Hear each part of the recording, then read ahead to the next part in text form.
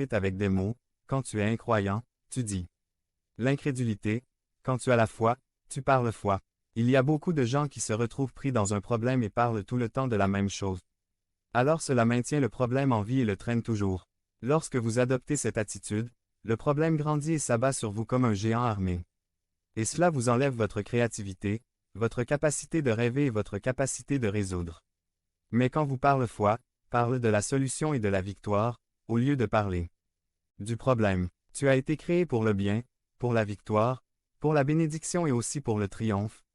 C'est pour ça que parle positivement, arrête de dire que je suis vieux, je ne l'ai pas fait étudier, je n'y arriverai pas, je n'ai pas de contact.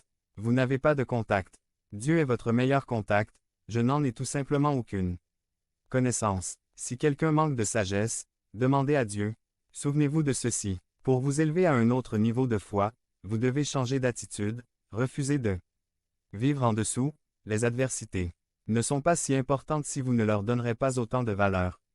Car dans ce nouveau niveau de foi où Dieu veut nous introduire, tout est possible, et vous pourrez y parvenir. Devenez membre de la chaîne et AIDEZNOUS à propager la parole de Dieu dans le monde entier. Vendredi 15 mars 2024. Si vous croyez en la puissance de Dieu, commentez 11. Quand Dieu sèche votre flux. Résumé. Votre bénédiction est de l'autre côté de votre obéissance.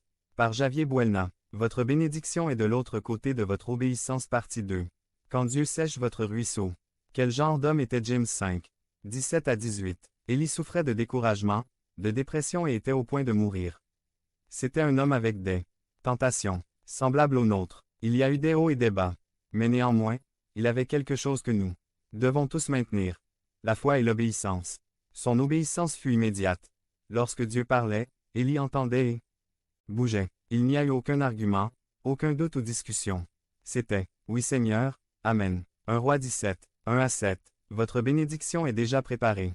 Il faut savoir que Dieu ne construit pas, ne forme pas, ne fait pas les choses quotidiennement. Il l'a déjà fait. Ce qu'il a pour votre vie, il l'a déjà